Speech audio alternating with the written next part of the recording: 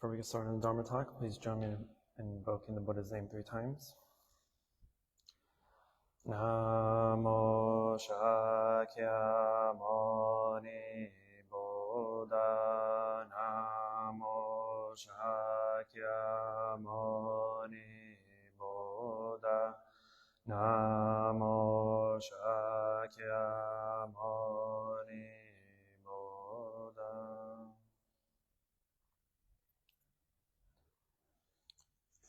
Venerable Abbot, dear Sangha, good afternoon.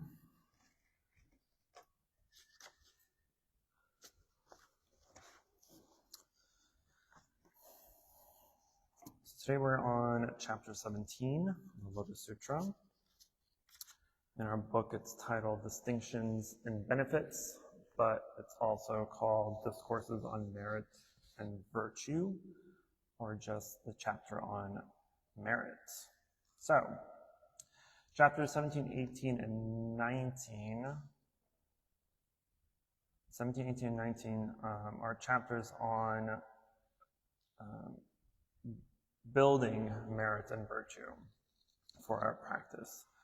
So in this sense, merit is a kind of spiritual energy that we accumulate through the good deeds that we do in our spiritual practice to have and maintain a steady practice. So merit is an internal distinction, whereas virtue is the external distinction. So we accumulate virtue by accumulating merit. So the practice that we do, our practice, everyday practice, helps us see and hear and understand things clearly so that we can present or be present in a very deep way. So yesterday, for instance, on our retreats, it was a day of practice, literally. It's all we did all day, right? Chant and meditate and practice. So that is one way we also accumulate merit, right? How merit is accumulated, how it turns into virtue, is by doing those good deeds. And so specifically when we are practicing the Dharma, we are learning from the Dharma on doing good deeds, to avoid bad deeds, and to tame our mind, right? And so when you're able to learn and practice to do good deeds and tame your mind internally, right, then externally you are presented as a much happier, more content person, right? So if your mind is able to change and accumulate virtue and merit, then your actions will kind of represent that as well. So in this chapter, the Buddha also describes in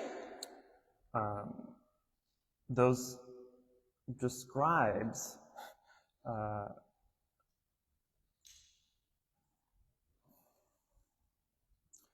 chapter we learn that those who have the opportunity to hear the Lotus Sutra and while listening give rise to a feeling of joy, contentment, and faith, even if only one thought of one verse of 4 lines will receive inherent merit.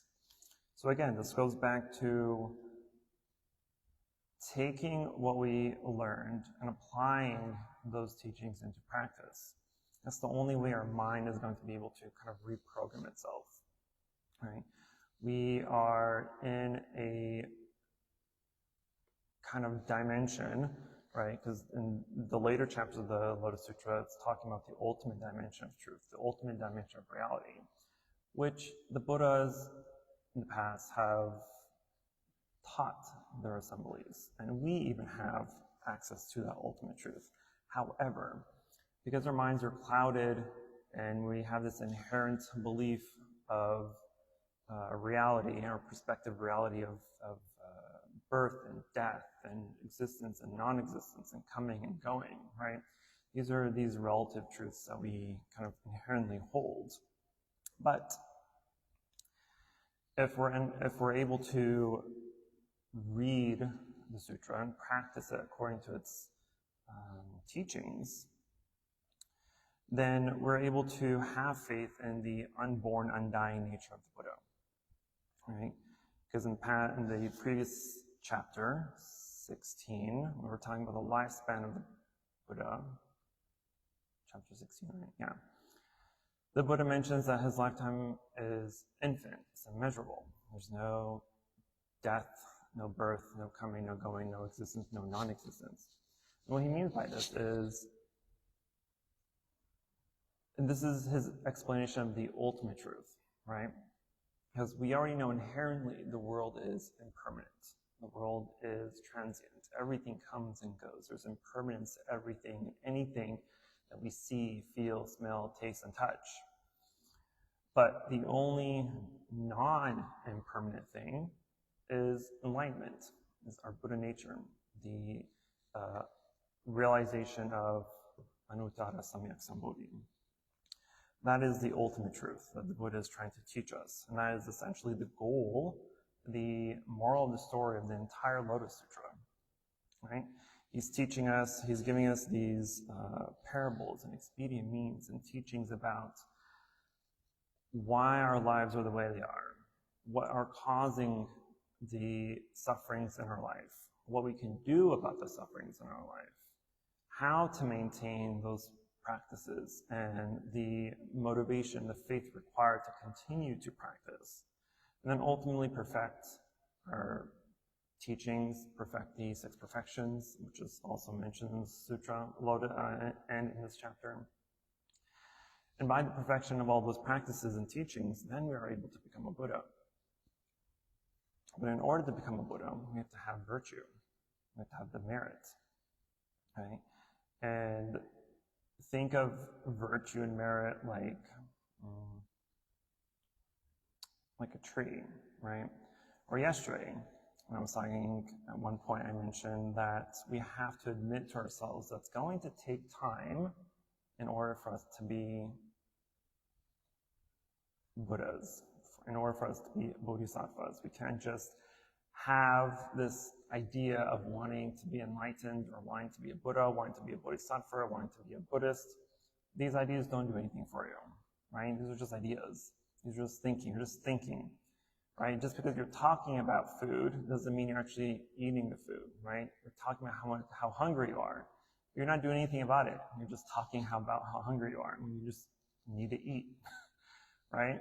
And so we can't just read the Dharma. We can't just read the sutras. We can't just talk about enlightenment without actually doing anything about it. Otherwise, you're going to starve to death. So the capacity to receive, in this case, to receive the Dharma, to receive the Lotus Sutra, is in the perfection of Shanti, or perfection, it's the perfection of patience, endurance, and forbearance. Because we need forbearance in this case, because it implies something unpleasant that must be endured. And this is the understanding of the term making sense. And this term makes sense in the aspect of our suffering, or bearing our suffering, because we have to bear suffering. We have to know that suffering exists. We have to know that suffering can not exist, and to make our suffering non-existent, right? So we have to endure all the hardships, all the difficulties, all the suffering that comes into our life. Because without suffering, then we don't know non-suffering, right? But in order to have no suffering, we have to build that merit and virtue. But we need Santi in order to be able to receive and hold great happiness as well. Because the virtue is what makes us happy, right? By accumulating merit, right? The external things that we do, all the good deeds that we do, the volunteering, the charity work, the Dharma discussions, and practices and teachings, all that helps our mind become calm and content and open and free. And so by having that calm, open, free mind, then that turns into happiness. That is what happiness. So it's a lack of suffering. It's the it's the bearing of our suffering, to know what to do with our suffering, right? I mentioned yesterday that we all have to suffer. I don't know if I actually mentioned or just thought about it. But we all have to suffer, right? We all suffer.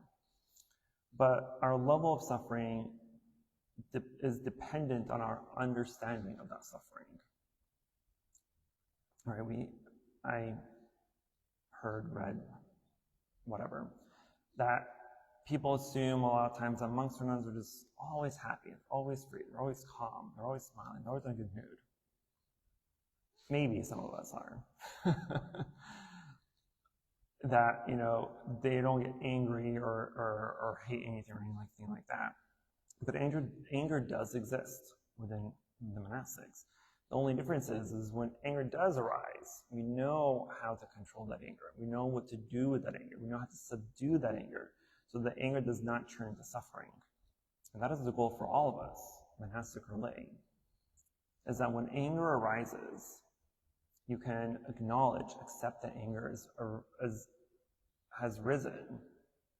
Acknowledge it, know that it's there, right? Don't try to push it away, because otherwise that's just aversion, right?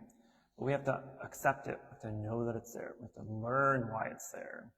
And then, once that kind of connection and realization happens, then it's a much easier, then you've done the hard part. The easy part now is to, well, what do you want to do about it? You want to hold on to the anger? Do you want to hold on to that resentment? Do you want to hold on to the suffering that's causing you? Or do you want to subdue it, kill it, eradicate it, end its suffering, end the suffering of the suffering? Because our suffering suffer as well. Also in this chapter, the Buddha says that all the bodhisattvas in the assembly also accomplish the dharani of, what is it called? Keeping what has been heard. So dharani in this case is also equivalent to mantra. Dharani is just a longer version of a mantra. But dharani or mantra also means to maintain or to hold or total retention, right? Which is why a lot of times mantras are short and they're repetitive, because it's opposed to the mantra itself. Doesn't always have to make sense. It doesn't always have to mean something like or have a direct translation, right? Because a lot of times mantras are just syllables of words and sounds. But the point is, even if the word or the sound or the syllables itself don't have any power, the meaning behind the mantra is what holds that power. And so when we're chanting like the compassion mantra, for instance, a lot of those words are just words, right? But the reason why we chant it is for the reason that lies behind the mantra. The name of the mantra is what? The Great Compassion Dharani. And so when we're reciting the mantra, we're unlocking the power of great compassion and great kindness within ourselves. It's a reminder, just like prayer in Buddhism. Prayer is not to ask for help, for money, for health, or anything like that. You're not going to get it. But what we do with prayer is, as we're praying, as we're invoking the Bodhisattva's names, as we're invoking the Buddha's names and the qualities of the Buddha, it's exactly what we're doing, is we're trying to emulate those characteristics of those Buddhas and Bodhisattvas within ourselves. And so when we're reciting the Great Compassion Mantra, which is the mantra that's tied to Avalokiteshvara, we are trying to emulate the characteristics and develop those characteristics within us, the characteristics of great compassion, great kindness, deep listening, of equality, equanimity, serenity. All those characteristics, all those qualities that we hold sacred of the Bodhisattva, we want to have those as well. Do we not? And so the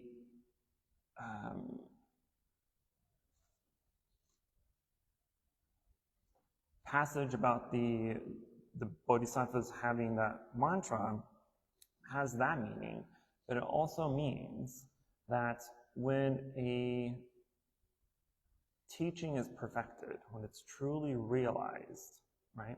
Because merit also means realization. And so when that merit or that realization is perfected, then you're able to hold and maintain that teaching. Because that's what a realization is that aha moment of a teaching. And so once you have that realization, once you have that aha moment of a teaching or of a, or whatever it is that you're contemplating on, then it's something that doesn't go away. You can't unrealize it. You can't undo that realization. You can't undo that understanding. And so once that realization happens of whatever teaching that you heard or you read or you chanted, it is something that it's going to be maintained and held. And so that's the dharani of what is it called again? I almost forget what it's called. Of keeping what has been heard. So once you realize it ain't gonna go away.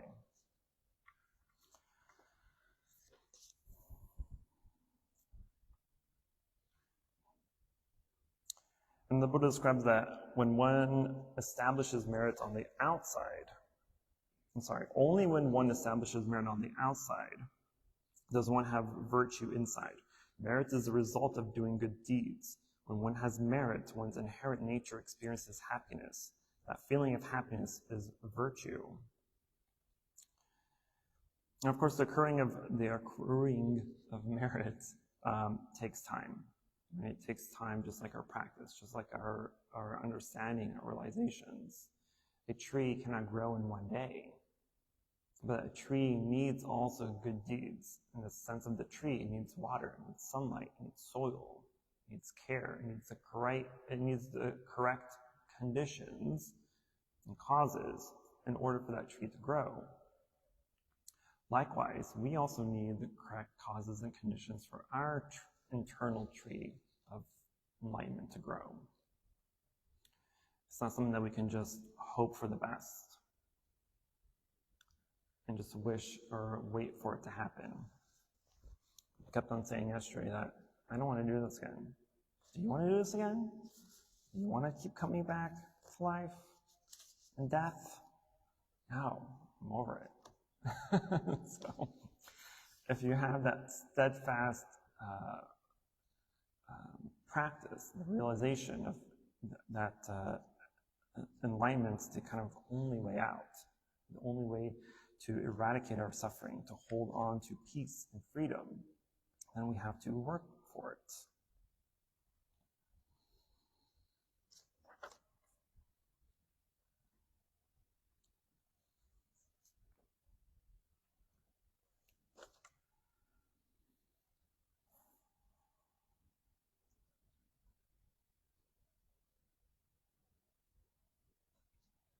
So then the Buddha comes along. The Buddha tells us that the ultimate dimension is very great. It's a great truth. And so from our limited perspective of reality, all our minds know is the idea of birth and death, coming and going, existence and non-existence. And so we've gotten used to this view of reality. That's all we know, right? It's because we're able to see it. This is from the relative perspective of our reality, from our perspective of our perceptions and ideas and thoughts and opinions. We only know that. Then the Buddha comes along, and you're like, no, what you're seeing is false illusion, right? But he opens up that treasure box for us to the ultimate truth. And he gives that to us. And so that priceless truth has no birth, has no death. It's the infinite lifespan of all the Buddhas and the Bodhisattvas, and of Buddha nature and the imminent Buddhahood that we will all eventually realize.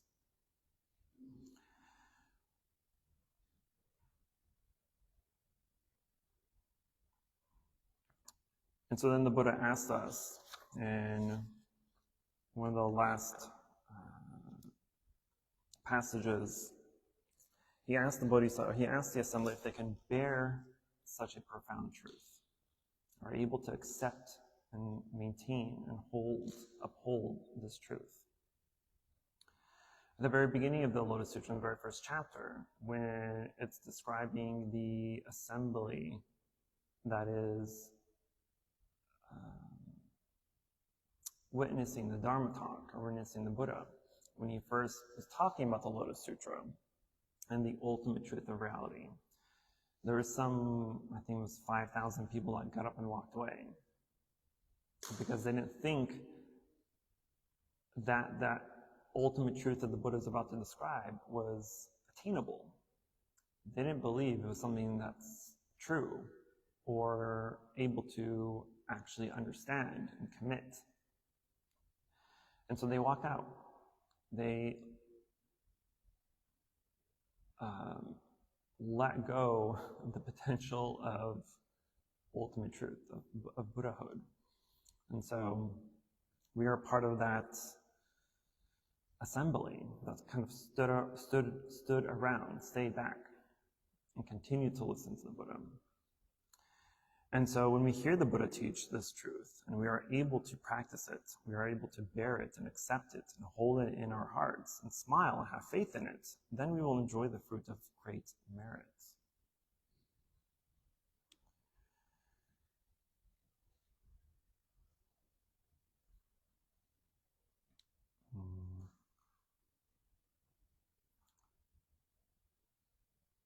Yesterday, during probably every single Dharma talk between me and the abbot, what was the one thing that was repeated most often? Study and practice. Between the Dharma talks yesterday on the retreat, between myself and the abbot, what was the one most common phrase that was given between all the Dharma talks? What was the one thing we told you to do?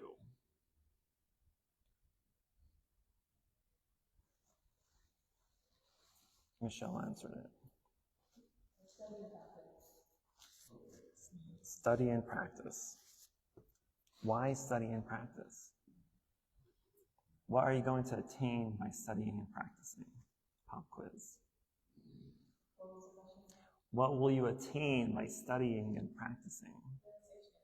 The thing is that we can't be theorists, we have to be practitioners.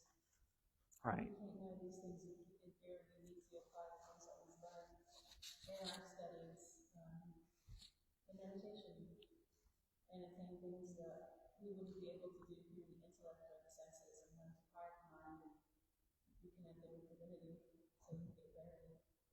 Absolutely. Absolutely. There's a lot of things that we can understand intellectually on a superficial level, right? So by reading teachings or by reading the sutras, we can say, yeah, I understand this, I get this. But I guarantee you, if you come back a week later and I ask you a question about that sutra or the teaching, you're going to forget the majority of it. You will not remember.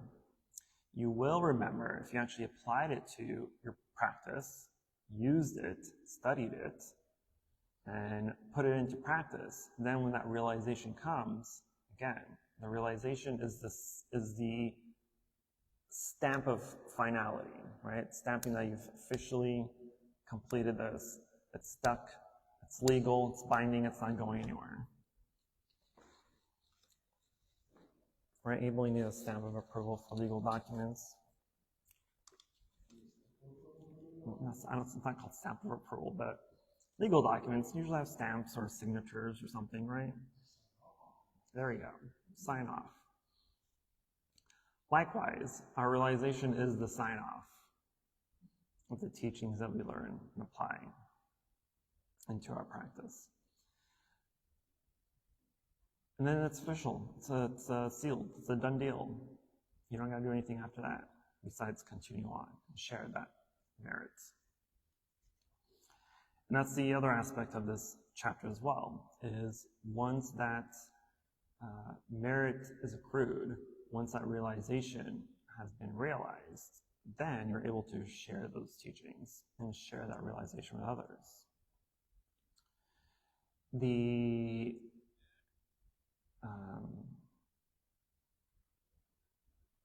objective of all bodhisattvas is to share that wisdom with others, to help them also maintain and attain their own realizations.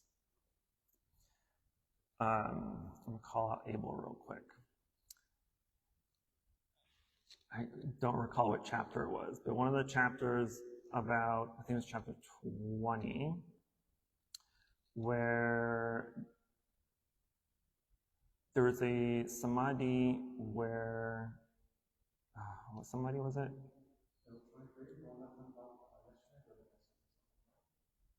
The other one.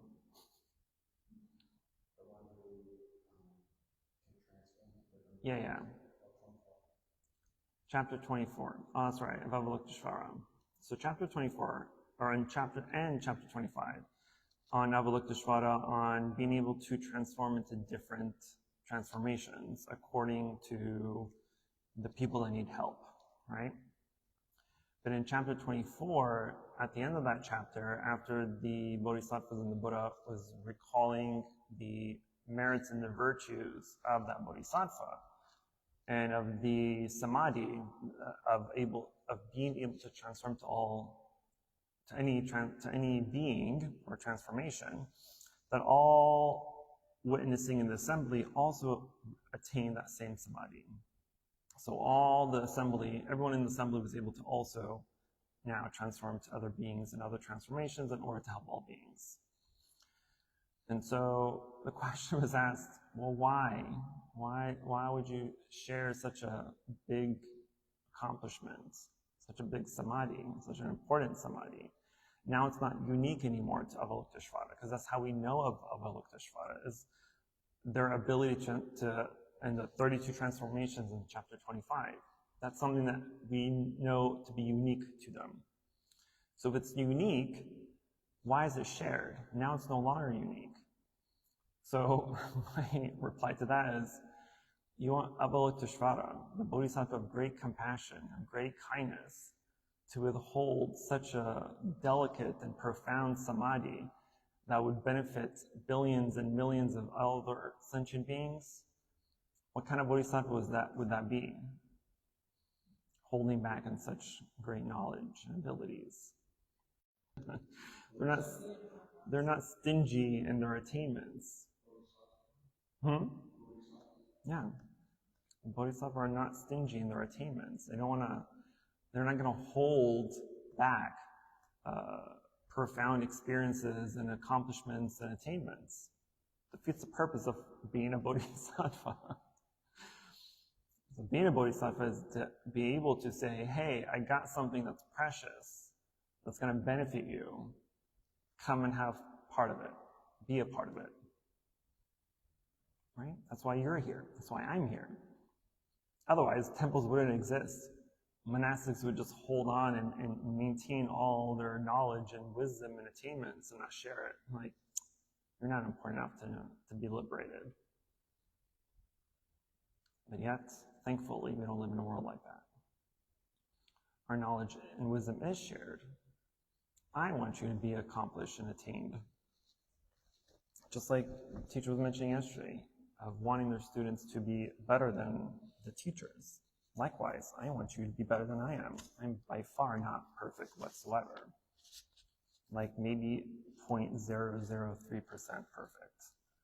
But you can be way more perfect than me. And I hope that you are. I hope that your practice is better than my practice. I hope that your realizations are more profound than my realizations. Otherwise, I wouldn't be a very good teacher. But the point of this chapter and the next 3 chapters is about upholding, maintaining, and perfecting our virtue and wisdom.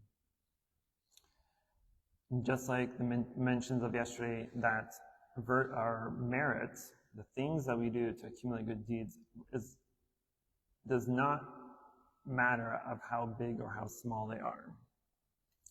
Because every good deed or bad deed is still a seed planted in our store consciousness, in our field of merit. So whether you donate $1 million to a charity or $1 to a homeless person, The seed of merit is the exact same size. It's the same seed. It's the one seed. It doesn't matter how big or how small the gesture is. It's still going to count as one. And so little things add up to big things, as we know, right? It's how mountains are built or made. It's by the accumulation of dust and debris throughout centuries and thousands of years, right? It's how they get bigger for the most part. Likewise, all our little small accomplishments, all our little small deeds and merits will grow and grow. So don't think that little things don't matter or don't count. The little things are just as important, if not more important, than the bigger ones. Because think of it this way. If you do more small good deeds, that means you have more seeds to sow versus doing one big gesture and only having one seed. Which option is going to get you closer to perfecting your virtue? Probably do a little more smaller things, right? So, regardless of how small the deed is, do more of it. Otherwise, you're going to overexert yourself and exhaust yourself by trying to do big things all at once. When it's more beneficial for yourself and for others to do many small things versus one big thing.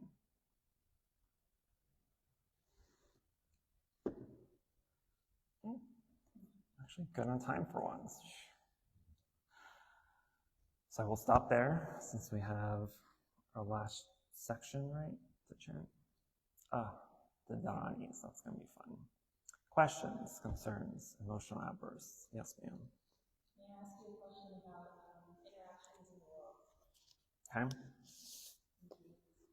So I've just been reflecting on communicating with my family or friends or just people in the world, and I'm just curious, looking through some guidance on when you get to the point where you're interacting with other people, when you start hearing what is being left unsaid, and you start to realize what is truly causing this person suffering, and not allowing myself to get overwhelmed by the sadness, the suffering, the fear, the trauma, the things that they've endured in their past. I feel like there's a lot of clarity when I'm speaking to someone, but it's not just that one person, it's anybody that I speak to throughout the day. So at the end of the day, sometimes I feel compassion for them. I have a true understanding for what they're going through, and I feel for them. But then I also feel overwhelmed personally by witnessing all of the suffering. It's just like, it's everywhere. And it's so clear. And I sometimes feel emotional about it because I feel very fortunate that I was able to find the Dharma, able to find the Sangha, but not a lot of people have a solution, and they don't have the keys, in a sense, to unlock their suffering and their inner divinity to remove that suffering. Do you have any suggestions on being able to just communicate with people? But I feel like I'm seeing too much at times, and sometimes I wish I could just shut it off. And from what I'm learning here, there's no way to unrealize something. And so I'm trying to find a way to get comfortable with what I'm seeing.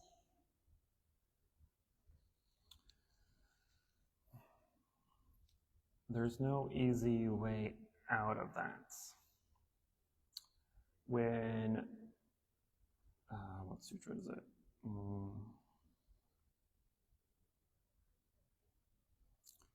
There's a sutra in one of the Digha Nikaya books where a question was asked of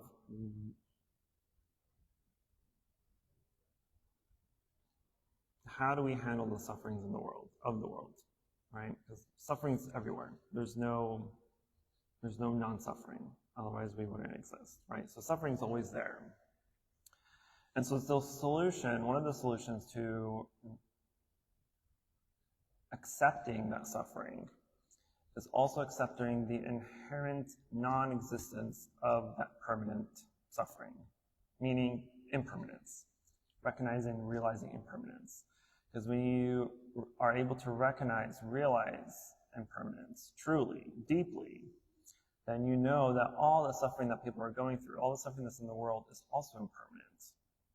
We know that things change. We know that countries change. We know that wars begin and end. We know that our happiness and unhappiness begins and ends. Everything begins and ends. But most of the time, you don't see the ending because it's so constant.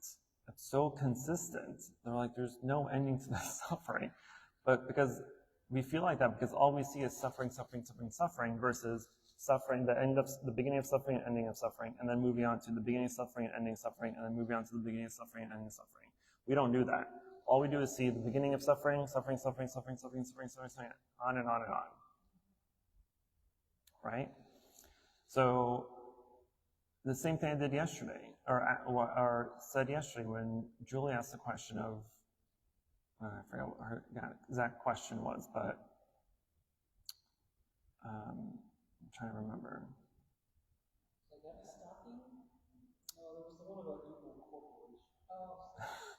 Or that there's like what to do with all that mass suffering, basically, right? My answer to that was, well, you can't do anything about it. There's nothing you can do about the wars and the hatred and the politics that's going on in the world. There's nothing you can do about it. So if there's nothing you can do about it, then it doesn't really matter. What you can do, however, because you can't tackle that macro level of suffering, then you have to then switch your perspective and switch your attention to the micro suffering that's happening around you. So seeing your friends and family suffer and knowing what they're suffering through, right? That's your starting point. That's easy. Because it's, one, people you know, and they know you. You trust them and they trust you, I hope, right? And there's a mutual love and care for them. So that way, if you're able to help them and want to guide them, they're going to be more receptible to being open about it, right? They're going to be able to tackle or take on your guidance with an open heart and open mind, right? So there, you can tackle that suffering and assist them. But imagine trying to assist all these politicians who don't know you, who don't trust you, who don't care for you. So if you're trying to help them, then they're going to be receptive by having a narrow, closed mind, closed heart. So there's no helping there.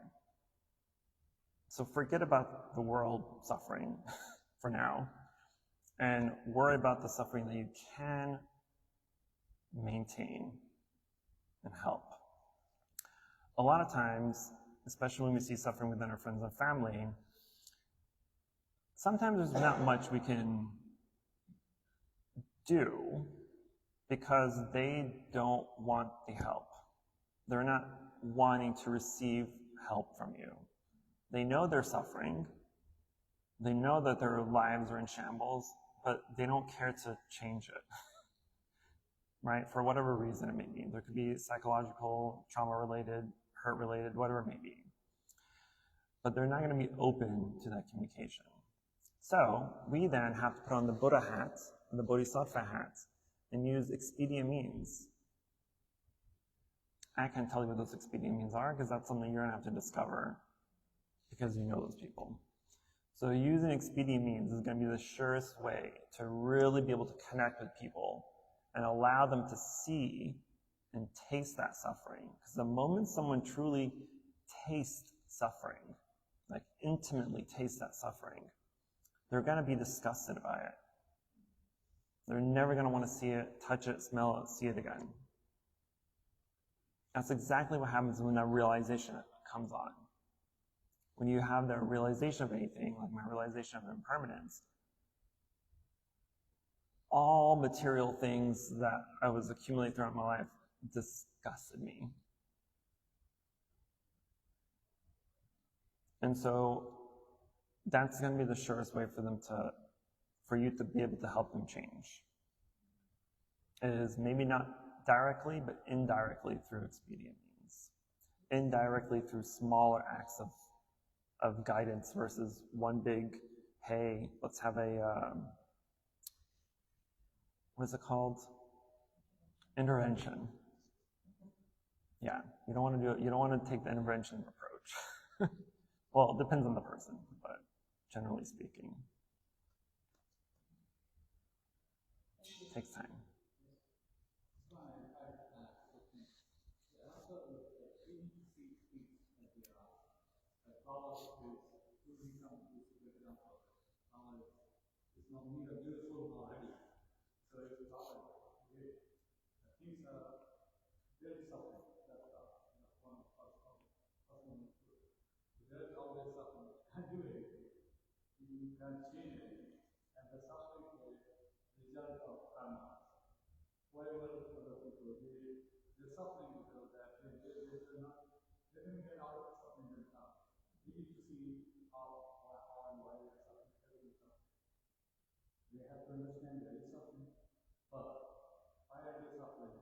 Mm-hmm.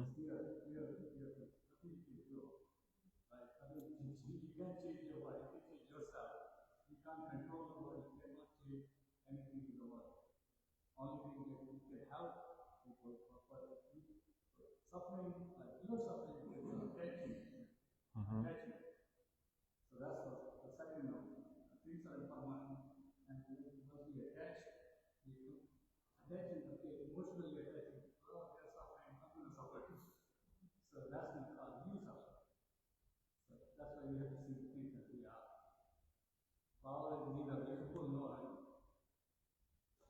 It's just a flower. Yeah. And that's part of our forbearance, right? The shanti, perfection. Because when we're able to perfect the perfections and able to accept Dharma, the Lotus Sutra, and have that profound realization of the truth of it, then all our senses are also perfected.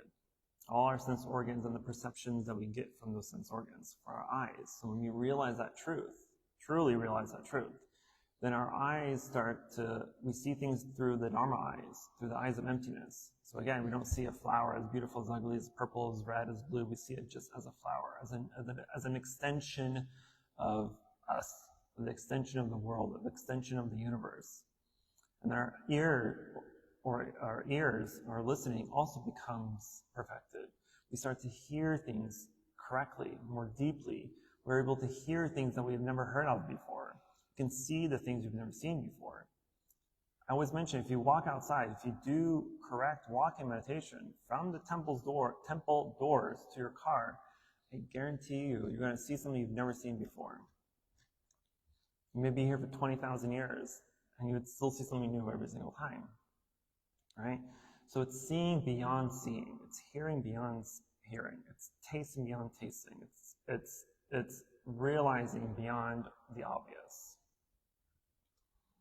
Small things. So with your small wisdom that you have in the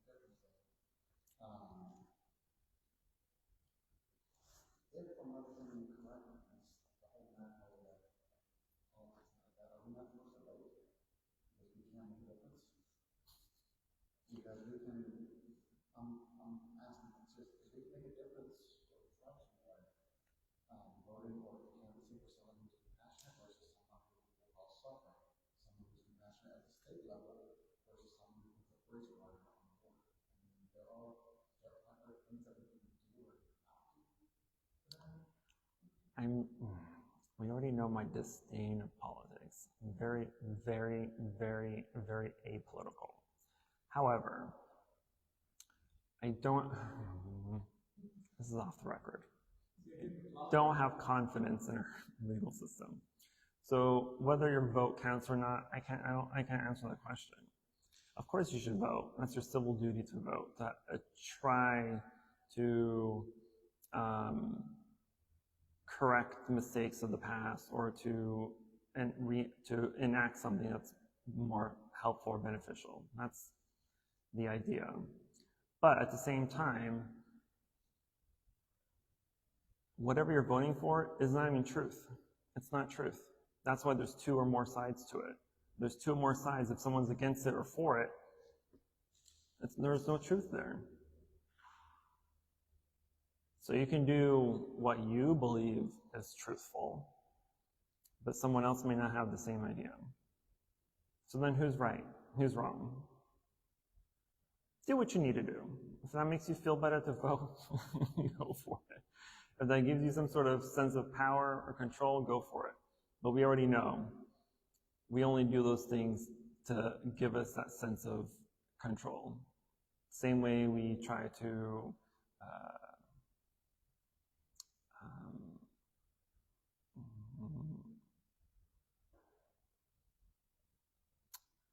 hold on or maintain, let's say, a toxic relationship, for instance, right?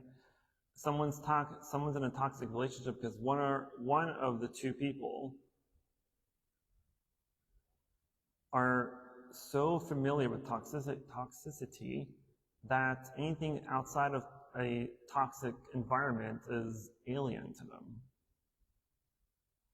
They only know how to be with someone that's dangerous or abusive. They only know how to be with someone that's controlling or manipulative. That's all they know, right? And so to try to convince them otherwise, well, whose truth are you trying to convince them? Your truth or their truth? Their truth is they're perfectly fine being in a toxic relationship. Your truth is that's not healthy. So it's very subjective whether you put up a border or not. Doesn't matter. Is it helpful? Maybe. Is that not helpful? Also maybe. Is there a benefit to it? Maybe. Is there no benefits to it? Probably. Those are the things that we shouldn't worry too much. I'll add something. Sometimes we think we are helping people, we are helping animals or my pet. Sometimes we have more because survival of the fittest. And we help by feeding them, by farmland, they can survive better, they can live quickly, they can make the strength in themselves. They can be stronger, but we make them weak, we make them, we think we can change the world, but we sometimes we destroy the world. And that's what we don't understand. We think, oh, so it's like we have no one to judge us. Like again, we have the example of flower. Flower is what it is. It's flower. It's beautiful, but there is suffering. And that's the only way we can understand there is suffering. And other people should understand there is suffering. We don't have to suffer, but we just need to see there is suffering. And the root cause of suffering, what is the root cause of suffering? Could be karma, could be something we are doing is causing effect. So the causing effect is what is causing suffering. We have no one to judge or help. Just do your best, basically. Yes. Last question.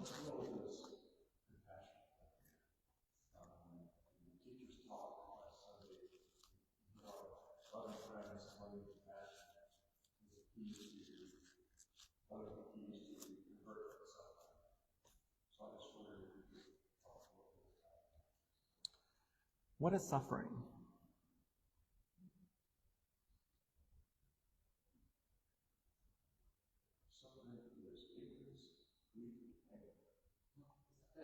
Which is absent of freedom and enlightenment, right?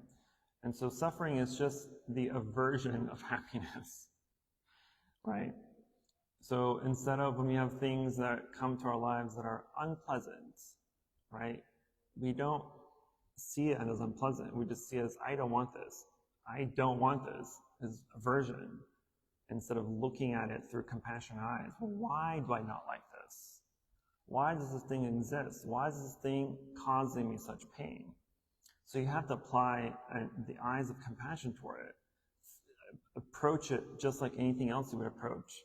that you do enjoy, that you do have pleasure with. So anything that you have that brings you pleasure, that brings you happiness, you have to apply that same mentality, that same energy, that same vigor to the things that cause you suffering and unhappiness.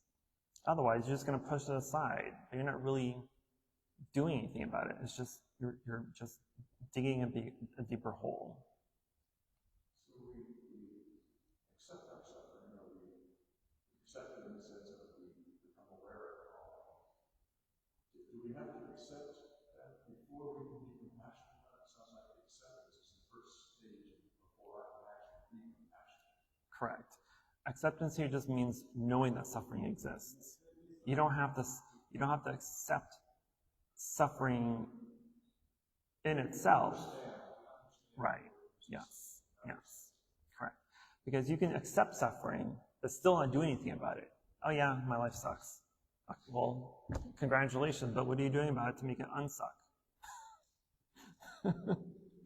So it's not just acceptance, but it's understanding, it's self-reflection, it's contemplation.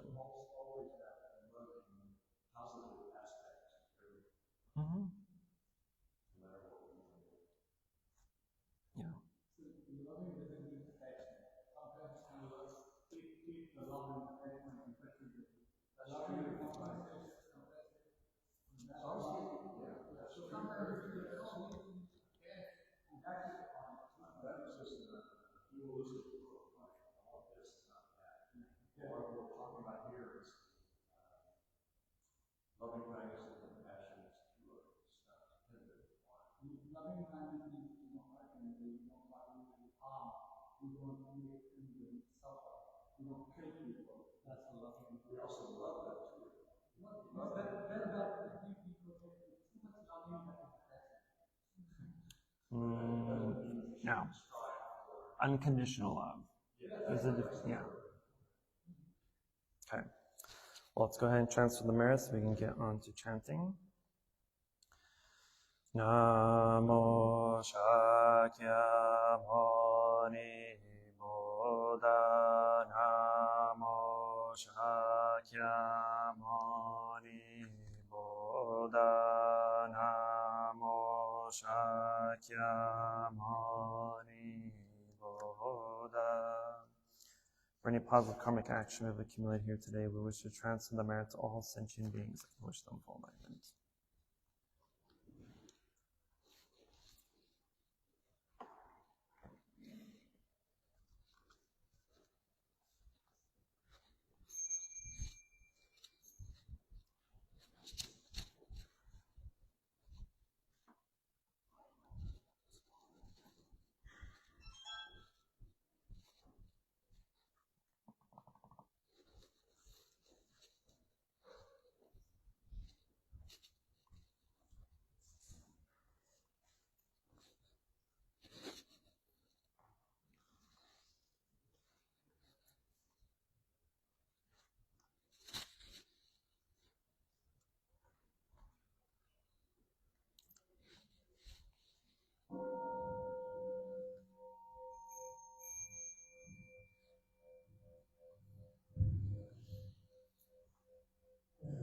Incense in the censer now is burning, all the Dharma realm in every place, auspicious clouds appearing, our sincere intention thus fulfilling, as all Buddhas now show their perfect body, homage to the incense cloud canopy, Bodhisattva and great Bodhisattvas.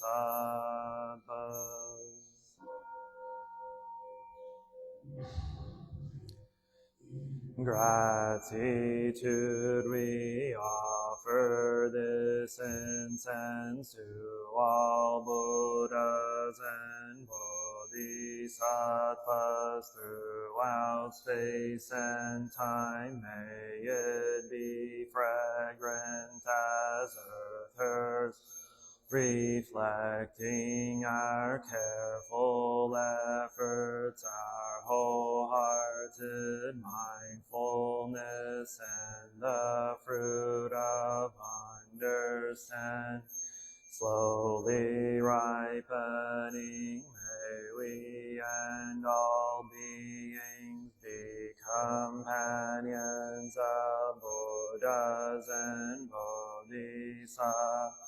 May we awaken from forgetfulness and realize our true home.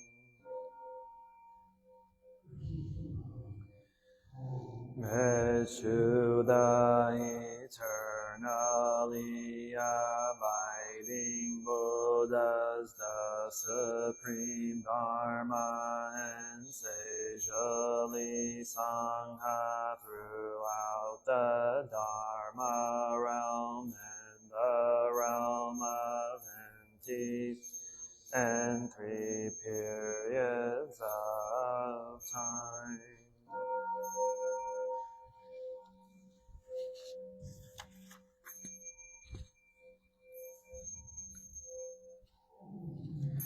To the fundamental teacher Shakyamuni Buddha, Maitreya, honored future Buddha, Manjushri, great Bodhisattva, universal great conduct Bodhisattva, all Dharma guarding Deva Bodhisattva, and the glorious mountain assembly of Buddhas and Bodhisattvas.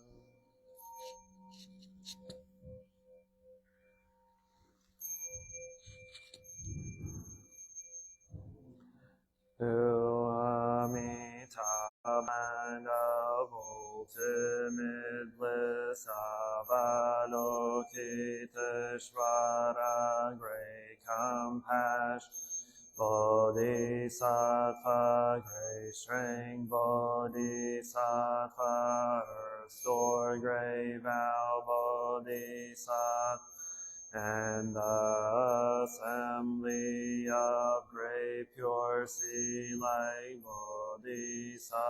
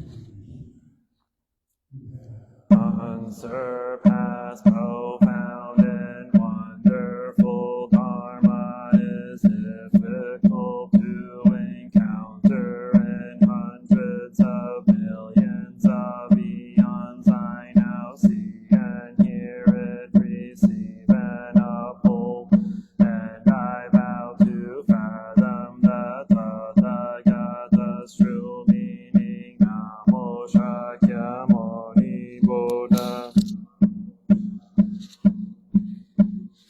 Namo Shakyamuni Buddha.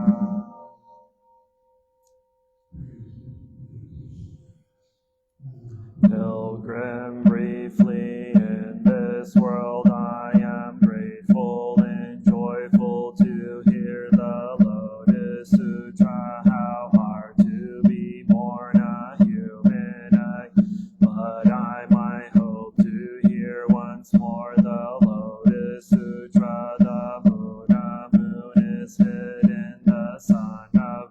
betray, not yet arisen in the long night's darkness, in between only the Lotus Sutra sheds its light, the wonderful Dharma of the Lotus Sutra. Whoever copies it, reads it, lives it, days, will be called preacher of the fivefold Dharma, with his 6 truths cleansed in the end. He who chants the Lotus Sutra is guarded by a heavenly. There's the world without fear, like a lion king. Namo Sadharma Pundarika Sutra. Namo Sadharma Pundarika Sutra. Namo Sadharma Pundarika Sutra. Let's go to tab 8, page 148.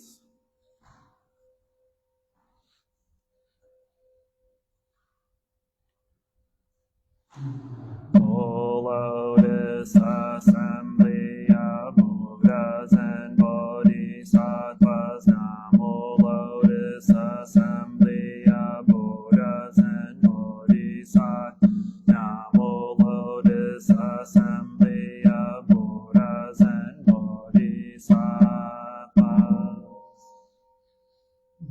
Sutra of the Lotus of the Wonderful Law, Chapter 26. Dharani. At the time Bodhisattva Medicine King rose from his seat, bared his right shoulder, pressed his palms together, and facing the Buddha spoke to him, saying, World honored one, if there are good men or good women who can accept and uphold the Lotus Sutra, if they read and recite, penetrate its meaning, or copy the sutra scrolls, how much merit will they gain? The Buddha said to Medicine, if there are good men or good women who offer alms to Buddhas equal in number to the sands of 800,000 million ayudas of gain, what is your opinion? The merit they gain will surely be great, will it not? Very great, world honored. The Buddha said, if there are good with regard to this sutra, can accept and uphold even 1 4-line verse, if they read and recite, understand the principle and practice it as the sutra directs, the benefits will be very many. At the time Bodhisattva Medicine King said to the Buddha, world honored one, I will now give to preach the law Dharanis, which will guard and protect them. Then he pronounced these Dharanis to the assembly, world honored. These Dharanis are pronounced by Buddhas equal in number to the sands of 62 million Ganges. If anyone should ask or injure these features of the law, then he will have assaulted and injured these Buddhas. At the time Shakyamuni Buddha praised Bodhisattva Medicine King, saying, excellent, excellent Medicine King, you keep these teachers of the law. If shield and guard them, and for that reason you pronounce these Dharanis, they will bring great benefit to living beings. At the time Bodhisattva brave donor said to the Buddha, world honored one, I too will pronounce Dharanis to shield and guard those who read, recite, accept, and uphold the Lotus Sutra. If a teacher of the law acquires these Dharanis, Shasrakshasas, Bhutanas, Krityas, Kumbhanas, or hungry spirits should spy out his shortcomings and try to take advantage of them, they will be innate to do so. Then in the presence of the Buddha he pronounced these Dharanis, Shade Mahashade Oke Moke Adi Adpati Nirta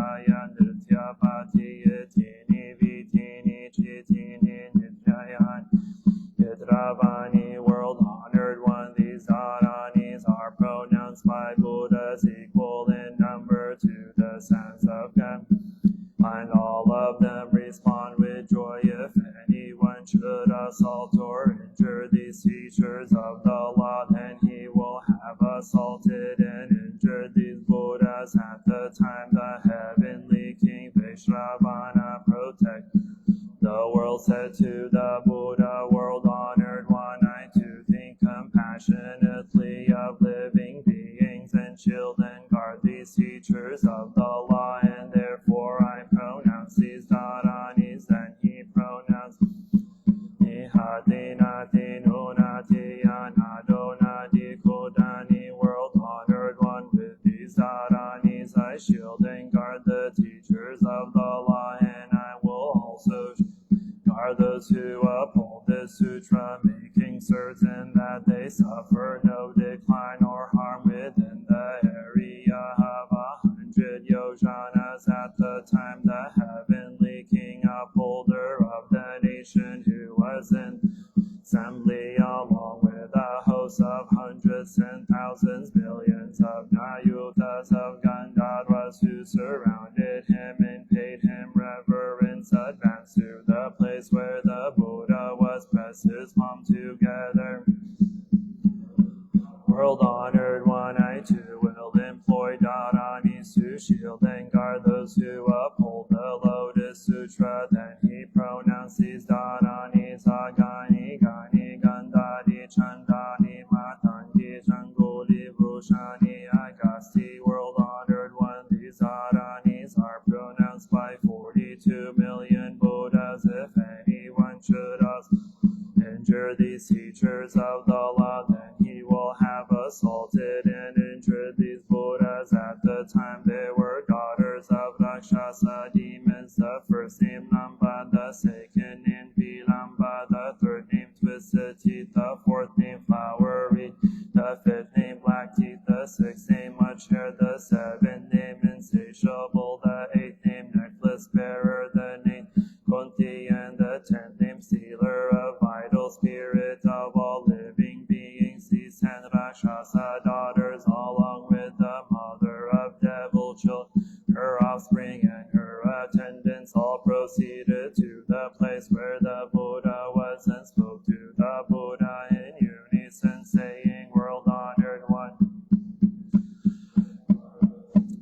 beside that, uphold the Lotus Sutra and spare them from decline or harm. If anyone should spy out the shortcomings of these teachers of the law and try to take advantage of them, we will make it impossible for him to do so. Then in the presence Buddha they pronounce these dharanis: Itimi, Itimi, Itimi, Atimi, Itimi, Nimi, Nimi, Nimi, Nimi, Nimi, Rohi, Rohi, Rohi, Rohi, Sahi, Sahi, Sahi, Sohi, Sohi. Though they climbed upon our very heads, they will never trouble the teachers of the law, whether it be a yaksha, rakshasa, or a hungry spirit, or a putana, or kitaya, or vidada, or skanda, or a nomaraka, or a napasamaraka, or a yaksha kitaya, or a human kitaya. Fever, a 1 day, a 2 day, a 3 day, a 4 day, or up to a 7 day, or a constant fever, whether it be in man's form, in woman's form, in a young boy's form, in a young girl's form. Though it be only in a dream, it will never trouble them. The presence of the Buddha they spoke in verse form, saying, if there are those who fail to heed our dharanis and trouble and disrupt the preachers of the, their heads will split into 7 pieces like the branches of the Achaka tree. Their crime will be like that of one who kills father and mother, or one who presses out oil or cheese, others with measures and scales, or like Devadatta disrupts the order of monks. Anyone who commits teachers of the law will bring an self-guilt as such as this. After the Rakshasa daughters had spoken these verses, they said to the Buddha, world honored one, we will use our own bodies to shield and guard those who accept, uphold, read, recite this Lotus Sutra, we will see that they gain peace and tranquility, freeing them from decline and harm, annulling the effects of poison. Buddha said to the Rakshasa daughters, excellent, excellent, if you cannot accept and uphold the mere name of the Lotus Sutra, your merit will be immeasurable. How much more so if you shield and guard those who accept and uphold it in its entirety, who hum to the sutra, rolls, flowers, incense, necklaces, powdered incense, paste incense, incense for burning, banners, canopies, music, who burn various kinds of lamps, lamps of butter, oil, lamps of various fragrant oils, lamp of sumana flower oil, lamps of champaka flower oil, lamps of ashika flower oil, and lamps of utpada flower oil, and who in this manner offer hundreds and thousands of varieties of to you and your attendants should shield and guard the teachers of the law, such as these. When the Buddha preached this Dharani, chapter 68,000 persons gained the truth of birthlessness, chapter 27. Affairs of King Wonderful, adornment. At the time the Buddha addressed a great assembly, saying, in an age long ago, an immeasurable, boundless, inconceivable number of asamkhaya kalpas in the past, there was a Buddha named Cloud, Thunder, Sound, Consolation, where wisdom, Tathagata, Arhat, Samyak, Sambuddha. His eye was named Light, Bright, Adornment, and his kalpa was named Gladly Seen. In the midst of this Buddha's law, there was a named King Wonderful, Adornment. This king's consort was named Pure Virtue, one named Pure Storehouse, and the other named Pure Eye. These two sons, great supernatural powers, merit, virtue, wisdom, and for a long time they had been practicing the way appropriate to a bodhisattva, carrying out the dana paramita, sila paramita, shanti paramita, vidya paramita, dhyana paramita, prajna paramita. The paramita of expedient means loving kindness, compassion, joy, and equanimity as successor aids to the way. All of these they had thoroughly understood and mastered. In addition, they had gained the samadhis of the bodhisattva, namely the pure samadhi, sansar and consolation samadhi, pure light samadhi, pure color samadhi, pure illumination samadhi, long adornment samadhi, and great dignity and virtue storehouse samadhi, and had thoroughly mastered all these samadhis. At the time the Buddha, wishing to attract and guide King Wonderful, Adornment, and because he thought with compassion of living beings, preached the Lotus Sutra. King's two sons, Pure Storehouse and Pure Eye, went to where their mother was, pressed her palms and gather and said to her, we beg our mother to go and visit the place where the Buddha, Cloud, Thunder, Sound, Consolation, King, Flower, Wisdom is. We too will attend him, drawing near to the Buddha, offering alms and obeisance. Why? Because this Buddha is preaching the Lotus Sutra in the midst of all the multitude of heavenly and human beings, and it is right should listen and accept it. The mother announced to her sons, your father puts his faith in non-Buddhist doctrines and is deeply attached to the Brahmanical law. You should go to your father, tell him about, persuade him to go with you. Pure Storehouse and Pure Eye pressed her palms and 10 fingernails together and said to their mother, we are sons of the Dharma King, and yet we have been born into this family. Heretical views. The mother said to her sons, you are right to think with concern about your father. You should manifest some supernatural for him and be cleansed and purified, and he will permit us to go where the Buddha is. The two sons, being concerned about their father, leaped in the air to the height of 7 tala trees, and there performed various types of supernatural wonders, walking, standing, sitting, and lying down in midair, making water upper part of their bodies, making fire come out of the lower part of their bodies, making water come out of the lower part of their bodies, making fire come out of the upper part of their manifesting huge bodies that filled the sky and then making themselves small again after becoming small, making themselves big again, disappearing in the midst of the sky and then suddenly appearing, ground sinking into the ground as though it were water, walking on the water as though it were land. They manifested these various types of supernatural wonders in order to cause the mind of their royal father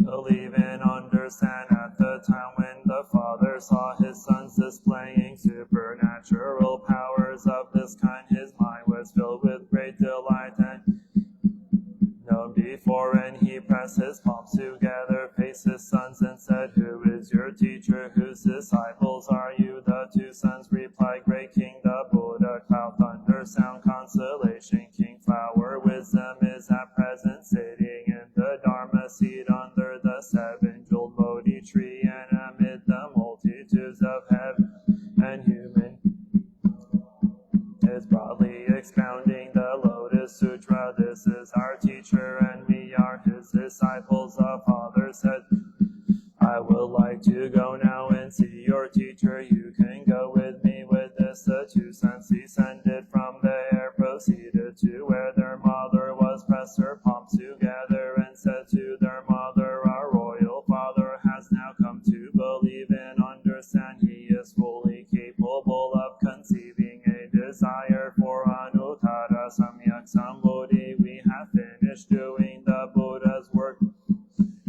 Father, we beg that our mother will permit us to go to the place where the Buddha is, to leave the household life and to practice the way." At the time, the two sons, wishing to say, once more spoke in verse form, saying to their mother, "We beg our mother to permit us to leave the household and become shaman, as the Buddhas are very hard to encounter.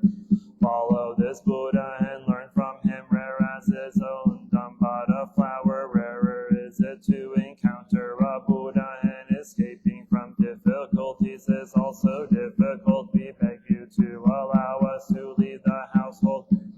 Then said to them, "I will permit you to leave the household life." Why? Because the Buddha is difficult to encounter. At the time, the 84th, in the women's quarters of King Wonderful, adornment were all capable of accepting and upholding the Lotus Sutra. Bodhisattva pure, I had long ago mastered the Dharma Samadhi. The Bodhisattva pure storehouse, all hundreds, thousands, 10,000s, millions of kalpas in the past mastered the Samadhi of the escape from the evil realms of existence. This was because he wished to make it possible for all living beings to escape the evil realms. A king's consort had gained the Samadhi, Buddha's assembly, and was capable of understanding the secret storehouse of the Buddhas. Her two sons, as already described, had employed the power of expedient means to improve and transform their father.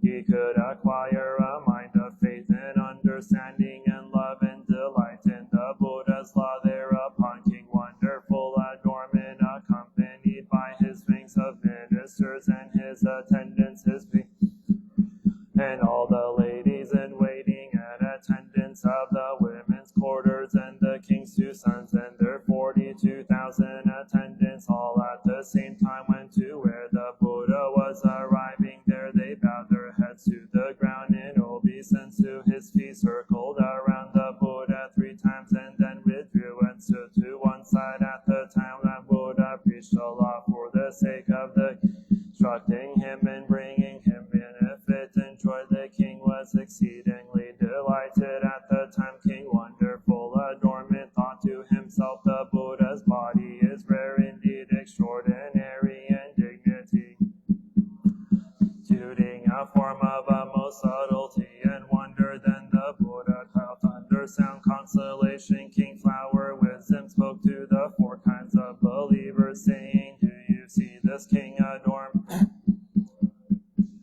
For me with his palms pressed together in the midst of my law, this king will become a monk, diligently practicing the law that aids the Buddha way. Be able to become a Buddha, his name will be Sultry King, his line will be called Great Light, and his kappa will be called Great Lofty King. This Buddha, Sultry King, will have an immeasurable multitude of bodhisattvas as well as immeasurable voice hearers. His line will be level and smooth, such will be his benefits. The king immediately turned his kingdom's younger brother, and he himself, along with his queen, his two sons, and all their attendants, in the midst of the Buddha's law, renounced the household life to practice the way after the king had left the household life. 84,000 years he constantly applied himself with diligence, practicing the Lotus Sutra of the wonderful law. When this period had passed, he gained the samadhi of the adornment of all pure benefits, rising the air to the height of 7 tala trees. He addressed the Buddha, world-honored one.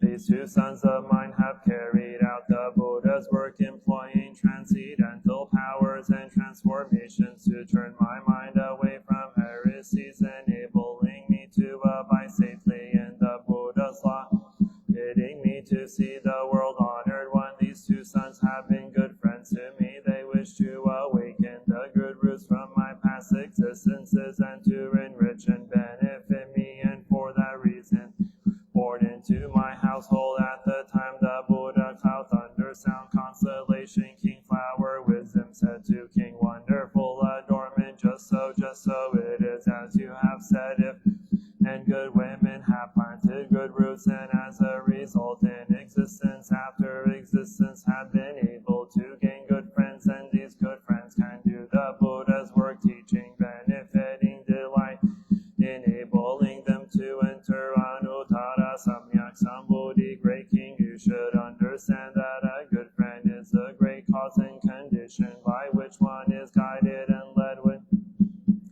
to see the Buddha and to conceive the desire for Anuttara Samyak Sambodhi. Great King, do you see these two sons? These two sons have already offered alms to Buddhas equal in number to the sense of 6,500,000. 10 million ayutas of Ganges have drawn near to them with reverence, and in the presence of those Buddhas have accepted and upheld the Lotus Sutra, thinking with compassion living beings to embrace heretical views and causing them to abide in correct views. At the time King Wonderful, adornment, having praised the Buddhas immeasurable hundreds, thousands, 10,000s, millions, if it's in this manner in the presence of the thus come one, single-mindedly press his palms together and address the Buddha once more, saying, world on, such a thing as this has never been known before. The law of the thus come one is fully endowed with inconceivably wonderful benefits. Where his teachings and precepts are observed, there will be tranquility and good feeling. From this day on, I will give way to heretical views or to arrogance, anger, or other states of mind. When he has spoken these words, he bowed to the Buddha and departed. The Buddha said to the great assembly, what is your is this adornment someone unknown to you? In fact, he is none other than the present Bodhisattva, flower virtue, and his queen pure virtue is Bodhisattva, light shining adornment, marks, who is now in the Buddha's present.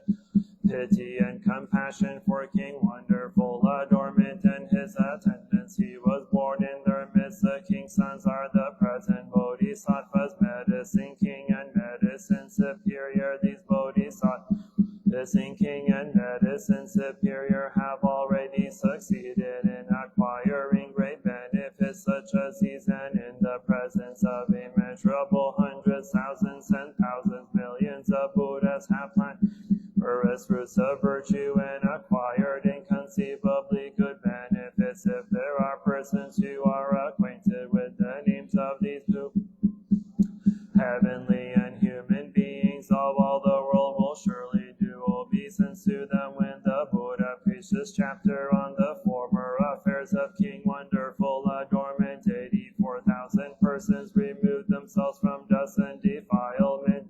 Respect to the various phenomena, attain the pure Dharma. Chapter 28, encouragements of the Bodhisattva, universal worthy at the time. Bodhisattva, universal worthy for his freely exercised transcendental powers, dignity, and virtue, in company with great bodhisattvas in immeasurable, boundless, indescribable numbers, arrived from the east lands that he passed through. All quaked and trembled, jeweled lotus flowers rained down, and immeasurable hundreds, thousands, 10,000s, billions of different kinds of music played in addition.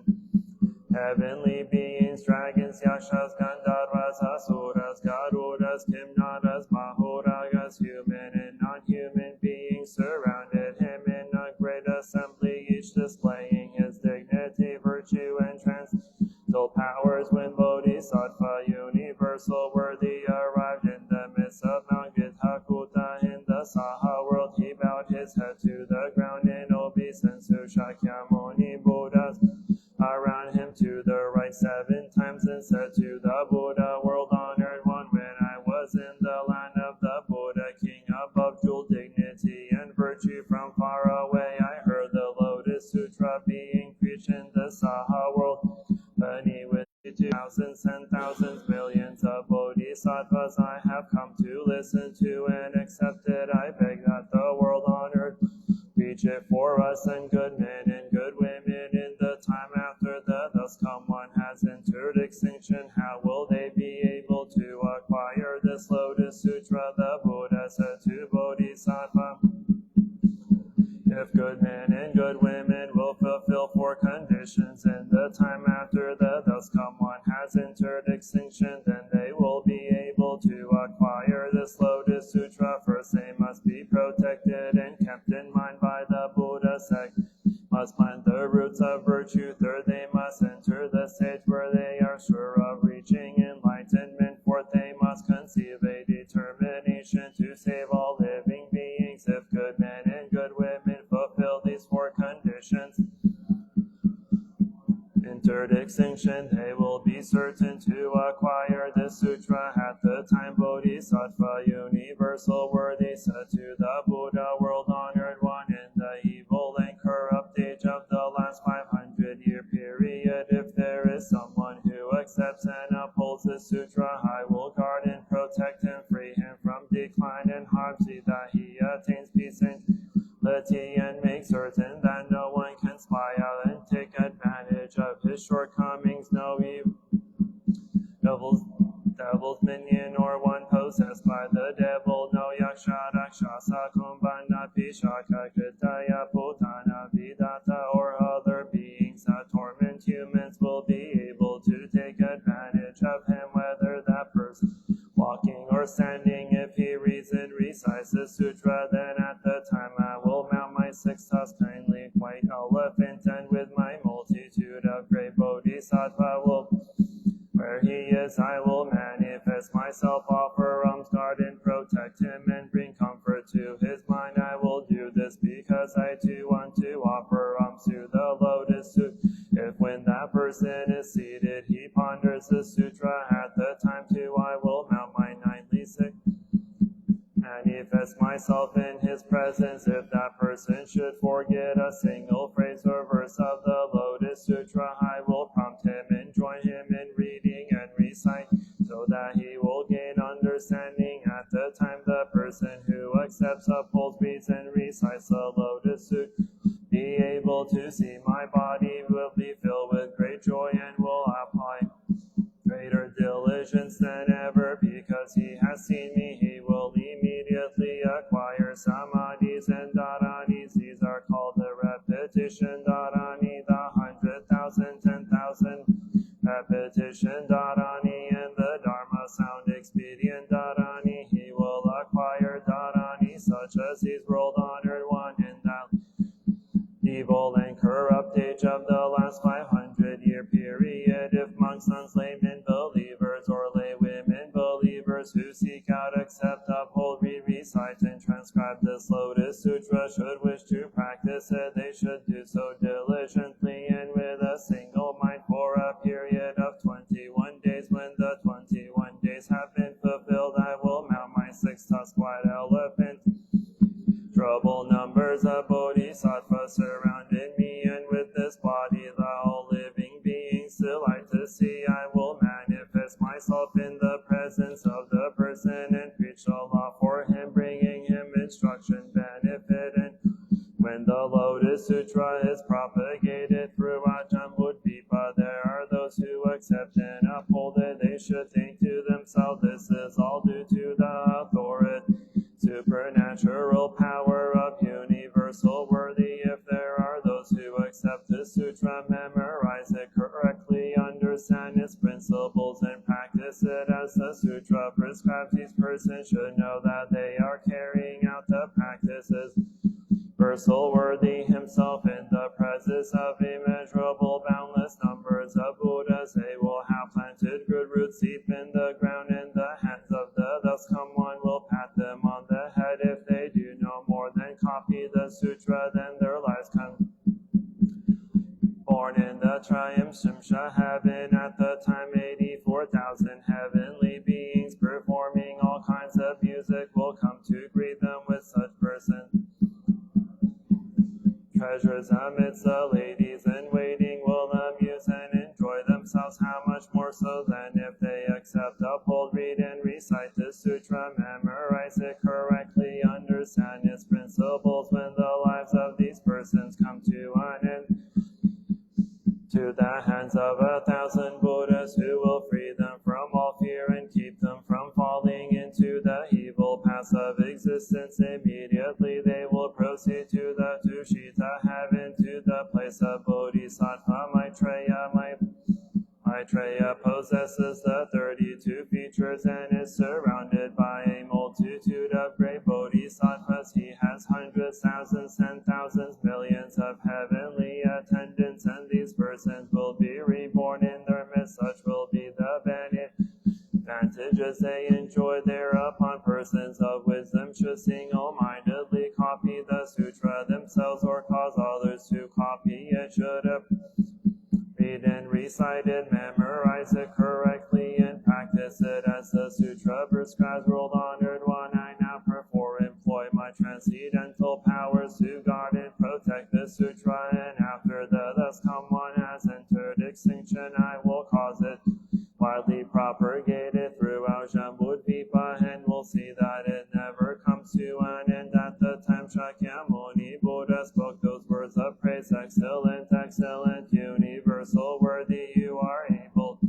and assist the sutra and cause many living beings to gain peace and happiness and advantages. You have already acquired inconceivable benefits and profound great pity and compassion since long ages, as you have shown a desire for Anuttara Samyak Sambuddhi and have taken a vow to use your transcendental powers to guard and I will employ my transcendental powers to guard and protect those who can uphold and Bodhisattva universal worthy, universal worthy. If there are those who accept, uphold, read, and recite this Lotus Sutra, memorize it correctly, practice and transcribe it, you should know that such persons have seen Shakyamuni Buddha, as though they heard this sutra from the Buddha's mouth. You should know that such persons have offered to Shakyamuni Buddha. You should know that the Buddha has praised such persons as excellent. You should know that such persons been patted on the head by Shakyamuni Buddha. You should know that such persons have been covered in the robes of Shakyamuni Buddha. They will no longer be greedy for or attached to worldly pleasures. They will have no taste for jottings of the non-Buddhists. They will take no pleasure in associating with such people or with those engaged in evil occupations such as butchers, raisers of pigs, sheep, chickens, or dogs, hunters, or those who offer women's charms for sale. And upright in mind and intent, correct in memory, and will possess the power of merit and virtue. They will not be troubled by the three poisons, nor will they be troubled by jealousy, self-importance, ill-founded conceit, or arrogance. These persons will have few desires, will be easily satisfied, and will know how to carry out the practices of universal worthy universe. After the thus come one has entered extinction in the last 500-year period. If you see someone who accepts, upholds, reads, and recites the Lotus Sutra, you should think to yourself, before long this person will proceed to the place of practice, and attain anuttara samyak sambodhi. He will turn the wheel of the Dharma, build the Dharma drum, and sound the Dharma conch, and rain down the Dharma rain. He is worthy to sit in the lion seat of the Dharma amid the great assembly of heavenly and human beings.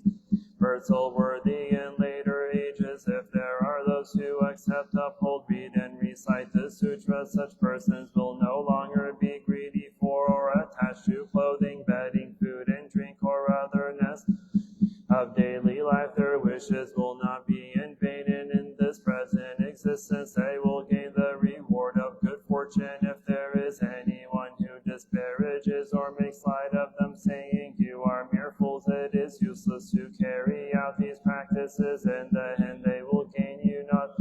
As punishment for his offense, that person will be born eyeless in existence after existence. But if there is anyone who offers alms to them and praises them in existence, he will have reward for it. If anyone sees a person who accepts and upholds the sutra and tries to expose the faults or evils of that person, he will in this present existence be afflicted with what leprosy. If anyone disparages or laughs at that person, then in existence after existence he will have teeth that are missing or spaced far apart, ugly lips, a flat nose, hands and feet that are gnarly, deformed, and eyes that are squinty. His body will have a foul odor with evil sores and runs pus and blood, and he will suffer in the belly, shortness of breath, and malignant illnesses. Therefore, universal worthy, if you see a person who accepts and upholds the sutra, you should rise in him from afar, showing him the same respect you would a Buddha. When this chapter on the encouragements of the Bodhisattva universal worthy was preached, Bodhisattvas immeasurable and boundless as Ganges sands acquired Dharanis, them to memorize 100, 1,000, 10,000, a million repetitions of the teachings, and Bodhisattvas equal to the dust particles of the 1,000,000,000 full world perfected the way of universal worthy. When the Bodhisattva preached the sutra universal worthy, and the other Bodhisattva Shariputra, along with the heavenly beings, dragons, humans, and non-human beings, the entire membership of the great assembly were all filled with great joy, accepting and upholding the words of the Buddha. They bowed in obeisance and departed. Namo sa Dharma Pundarika Sutra, Namo sa Dharma Pundarika Sutra, Namo sa Dharma Pundarika Sutra.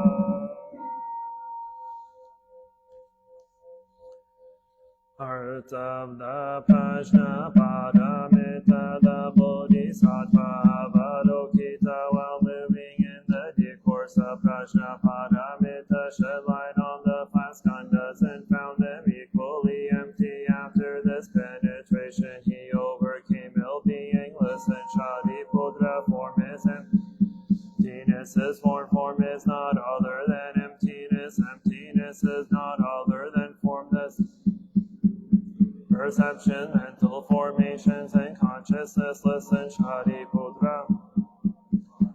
Emptiness, they are neither produced nor destroyed, neither defiled nor immaculate, neither increasing nor decreasing. Therefore, in emptiness there is neither form nor feelings, no perceptions nor mental formations or consciousness, no eye or ear or nose or tongue or body or mind, no form, no sound, no smell, no taste, no object of mind, no realms of elements, no interdependent origins, and no extinction of them, no ill-being, no cause of ill-being, no end of ill-being.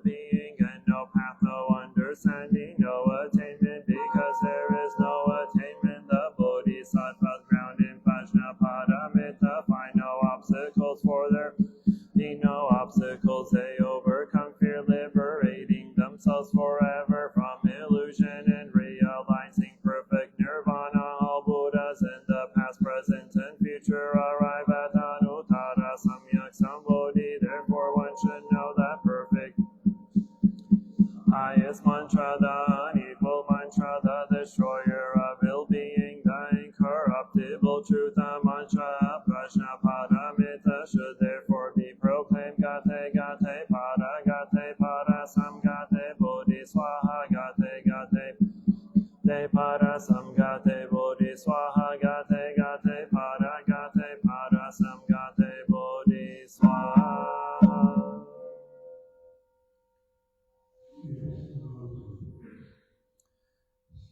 Jinn beings are limitless. I vow to liberate them. Afflictions are endless. I vow to eradicate them. Teachings are infinite. I vow to learn them. Buddhahood is supreme. I vow to attain it. I vow that from now until the end of my in all future lives, until I attain Anuttara Samyak Sambodhi, that I will help all sentient beings in all realms of existence and their suffering. Namo, thus come unworthy of offerings. Universal knowledge, perfect in understanding and conduct, skillful in leaving the world through liberation, perfect and complete understanding of all worldly dharma, unsurpassed night taming hero, teacher of gods and people, Buddha, the world honored. Shakyamuni Buddha, Namo Shakyamuni Buddha, Namo Shakyamuni Buddha, Namo Avalokiteshvara Bodhisattva, Namo Avalokiteshvara Bodhisattva, Namo Avalokiteshvara Bodhisattva, Namo Mahasamaprapta Bodhisattva, Namo Mahasamaprapta Bodhisattva, Namo Mahasamaprapta. Namo Shiti Garbha Bodhisattva, Namo Shiti Garbha Bodhisattva, Namo Shiti Garbha Bodhisattva, Namo Manjushri Bodhisattva, Namo Manjushri Bodhisattva, Namo Manjushri. Namo Samanta Bhadra Bodhisattva, Namo Samanta Bhadra Bodhisattva, Namo Samanta Bhadra Bodhisattva, Namo Maitreya Bodhisattva, Namo Maitreya Bodhisattva, Namo Maitreya Bodhisattva, Namo Great Pure Sea Like Bodhisattvas, Namo Great Pure Sea Like Bodhisattvas, Namo Great Pure Sea Like Bodhisattvas, Namo Deva Guarding Bodhisattvas, Namo Deva Guarding, Namo Deva Guarding Bodhisattvas.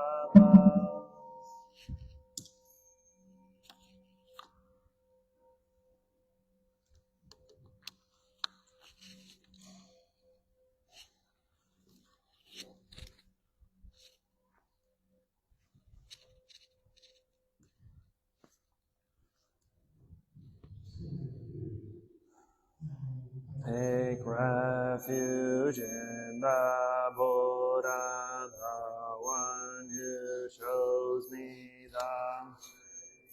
this life. I take refuge in the Dharma, the way of understanding and of love. I take refuge in the Sangha, the community that lives in harmony and awareness.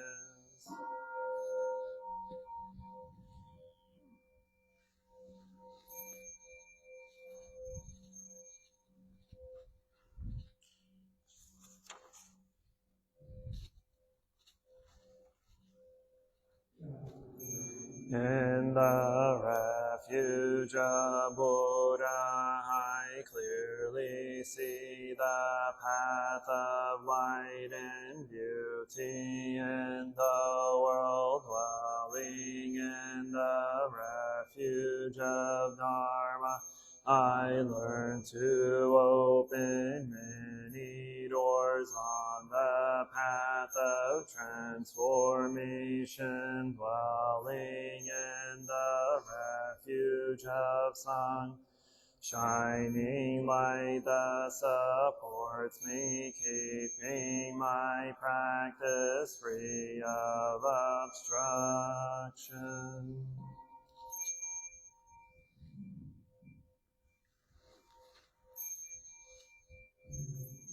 Refuge in the Buddha, in myself I aspire to help all people recognize their own awakening, realizing the mind of love, taking refuge in the Dharma. In myself I aspire, help all people fully master the ways of practice and walk together on the path of liberation. Taking refuge in the Sangha, in myself I aspire to help all people build fourfold unities, to embrace all beings and support their transformation.